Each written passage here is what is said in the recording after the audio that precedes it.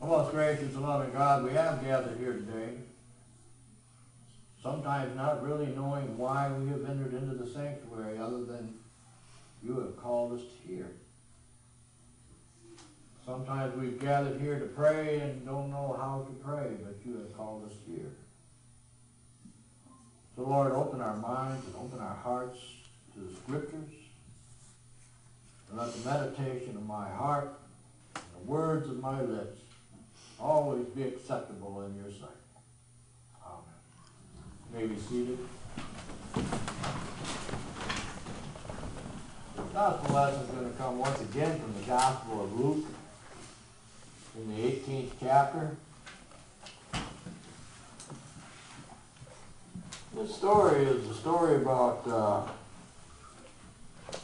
a judge.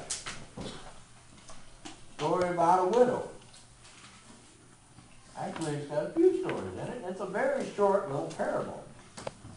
The disciples are having trouble wondering if they really are praying properly, if they're saying their prayers right. So hear these words. Jesus told them a parable about their need to pray always and to not lose heart. He said, in a certain city there was a judge who neither feared God nor had respect for people. In that city there was a widow who kept coming to him and saying, "Grant me justice against my opponent." For a while he refused, but later he said to himself, "Though I have no fear of God and no respect for anyone, yet because this widow keeps bothering me, I will grant her justice, so that she may not wear me out by continually coming." And the Lord said, "Listen to what the unjust judge had said. And will not God grant justice to his chosen ones who cry to him day and night? Will he delay long in helping them? I tell you, he will quickly grant justice to them, and yet when the Son of Man comes, will he find faith on earth?" These are the words of God for the people of God, and we say, Thanks be to God.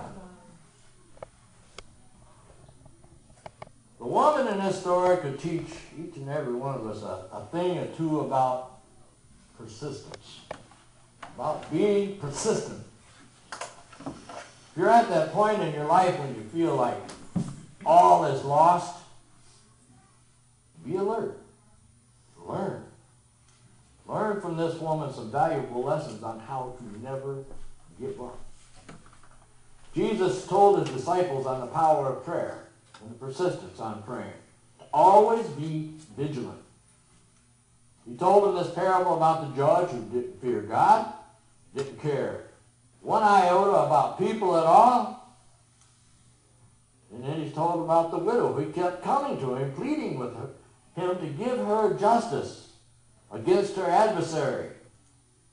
She wanted justice to be served. We don't know the facts behind her plea, just that she was desperate. She wanted justice, but to get justice, she had many obstacles that were going to stand in her path. First, the court was exactly not what you're going to visualize a court being today, with a judge sitting on a bench in a long black robe in a nice tall building with lawyers coming and going. This is not what it would have looked like 2,000 years ago. The judge would have been coming and going in a tent. He would have been traveling in circuits, and the judge is the one who sets the agenda. And he would sit regally in his tent, surrounded by assistants. And anyone could watch the proceedings, as long as you stood outside the tent. Tent doors were open. You could sit and watch the proceedings. You just could not enter into the tent. But if you happen to go to one of the judge's assistants and slip in maybe a little bribe money, your case could be heard in front of the judge. So this woman Jesus was talking about started off with having the 3 strikes against her. And the first strike was she was a woman. That was the first strike. Right out the gate. She had little, if any, standings with the law, and women just plainly did not go to court. Court was for wealthy men. Women, sorry about this, but back then were of little or no value whatsoever, except maybe a little bit above animals. That's the way it was. Not me, it was just the way it was. And the second strike against her, she could not pay the bribe. She could not pay the bribe. She had no husband, because the husband would have stood in court with her, and she couldn't pay the bribe because finally she was poor. And poor widows do not always get the protection that was due them under the law, which was supposed to protect them. So she didn't have the best of circumstances. It seems to me like none of that was going to stop her. Nothing was going to stop this woman. Many of you here this morning may think you don't have the best of circumstances. And sometimes you will use that as an excuse to give up. You will. You will use it as an excuse to give up. No, you don't throw in the towel. I was with a friend the other day, and kind of in my own subtle little way, I witnessed to him without him even knowing that I was witnessing to him. Just the way that I am.